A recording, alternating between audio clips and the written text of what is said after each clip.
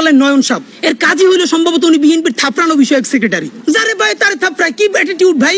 বিএনপির বিরাট সমাবেশ, সে হাঁটতেছে, সামনে একজন আইসক্রিম আলা সমানে থাপড়াইতেছে। ওমা কি আনন্দ! স্টেজের সামনে এক ভদ্রলোক তার মাথার উপর থাপ্পড় দিতেছে। ব্যাপার হলো যে সে থাপড়াইতেছে, এইটা ভিডিওতে মানুষ মিডিয়ায় দেখতেছে। বিএনপি এইটার বিরুদ্ধে কোনো অবস্থান নিছে? অফিসিয়ালি তারে বলছে যে এরকম থাপড়াথাপড়ি সে কেন করে? সে এইটাকে এনজয় করতেছে। এর মানে হলো বিএনপির বিরুদ্ধে আমরাও যদি বলি আমাদেরকে এরকম থাপড়ানো হবে। এই থাপড়ানোর ট্রায়াল দিতেছে তারা। এই নয়নেরা যদি এই বিএনপির ফিগার যারা এখন মানুষরা খালি সমানে থাপড়ায় ডানে বামে তাকাইয়া, তাহলে সেই দলের যারা নীতি আছে তারা মানুষটা পাথর মারবে না মারবে কি? চুমা দিয়ে মাইরে ফেলবে মানুষরে। প্রথমত যা করার তাই করছে, দলের নেতা মানুষরা থাপড়ায় আর তারা পাথর মারে। এখন আমরা জানি এই নয়নদের শক্তি কোথায়। নয়নরা থাকবে নিচে, চাঁদাবাজি করবে, টাকাটা আনবে, টাকাটা আইনা উপরে পাঠাবে কারো না কারো কাছে। তারা হবে ভদ্র সুশীল, তারা মপ করবে না, ইংলিশে কথা বলবে। আর নয়নরা নিচে চাঁদাবাজি করে উপরে দল চালাবে। এইটা বিএনপির বলিনি, এটা জামাত করলে জামাতের অবস্থা এইটা হবে। এটা এনসিপি করলে এনসিপি তো নতুন দল, সুতরাং ফেরেস্তাই মনে হবে। আমরা এনসিপিরও বুঝতে পারবো সে আসলে বিএনপির মতো ক্ষমতায়িত হইলে আসলে সে কি করে। প্রকাশ্য দিবালোকে পাথর মেরে মানুষ মারা হচ্ছে।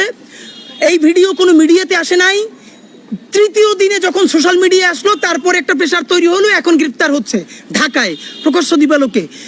এই পুলিশের গার্ডস নিয়ে, এই আমলাতন্ত্র নিয়ে, এই সরকার নিয়ে এই দেশে কি নির্বাচন হবে? নির্বাচন তো হবেই না। আপনাদেরকে বলি, নির্বাচন নামে শত শত মানুষের জীবন চলে যাবে। তারা বারবার বলে ব্যক্তির দায় কি দল নিবে? এখন আমার প্রশ্ন, আসলে ব্যক্তির দায় কে নিবে? প্রথম কথা হলো ব্যক্তির দায় দল নিবে না, কিন্তু ব্যক্তি যা টাকা পয়সা বিভিন্নভাবে কামাই করবে সেইটা খালি দল নিবে, তাই তো? মানে আপনি দায় নিবেন না, আপনি খালি দরদ নিবেন। তাহলে দ্বিতীয় প্রশ্ন হলো, ব্যক্তির দায় যদি দল না নেয় তাহলে যে কোনো দলের প্রধানই আইসে কি খুন করতে হবে? ধরেন বিএনপির যদি কেউ কোথায় খুন করে, এটা বিএনপি করছে এটা প্রমাণ করার জন্য কি তারেক রহমান সাহেবরা এসে খুন করতে হবে? জামাত যদি কোথায় কাউকে হত্যা করে, এটা কি ডাক্তার শফিক সাহেবকে এসে করতে হবে? এনসিপি যদি কোথাও কাউকে খুন করে, এটা কি নাহিদরেই এসে করতে হবে? মানে কি কথা ভাই? আপনি বরং সঠিক রাজনীতিটা করেন।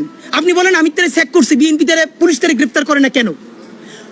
আমরা যতক্ষণ না পর্যন্ত বাংলাদেশের মানুষ রুখে দাঁড়ালো ততক্ষণ পর্যন্ত আপনারা সাফাই গাইতে চাইছেন আমাদের দলের না এইটা না সেইটা না। সব থেকে ভয়াবহ বিএনপির আরেকটা রাজনীতি। কালকে হাজার হাজার মানুষ রাস্তায় মিছিল করেছে, বুয়েট থেকে শুরু করে সবাই। আবারও সেই ছাত্রদল বিএনপি আগের মতো বলার চেষ্টা করছে। কারো বলছে গুপ্ত শিবির, সাধারণ শিক্ষার্থীর নামে অমুক। এগুলো কি ভাই? আওয়ামী লীগের মতো ভুল করেন না। আওয়ামী লীগ এই কেসটা করছিল। আওয়ামী লীগ রাজাকার করতে করতে কি হয়েছে দেখেন না, কি ইন্ডিয়া পালান লাগছে। আপনারাও হরে ধরে সবাই শিবির বলতে বলতে, গুপ্ত বলতে বলতে কোথায় যে পালাইবেন পথ পাবেন না। এর কারণ ইতিমধ্যে আওয়ামী লীগের এক নেতা উত্তরা থানার ওসিরে ফোন করে বলছে যে আমরা তো ইন্ডিয়া পালাইতে পারছি, ওরা কিন্তু ইন্ডিয়াও যাইতে পারবে না। একথা আমরাও বলছিলাম। সুতরাং হরে ধরে সবাই শিবির বলা, গুপ্ত বলা, ট্যাগিং বলা এইসব বন্ধ করেন। বিপদ দেখলেই তওবা করেন, মাপ চান। এইরকম যদি বিএনপি এখনো তাদেরকে না শুধরায়, বেগম জিয়ার মৃত্যুর সাথে সাথে বাংলাদেশের রাজনীতি থেকে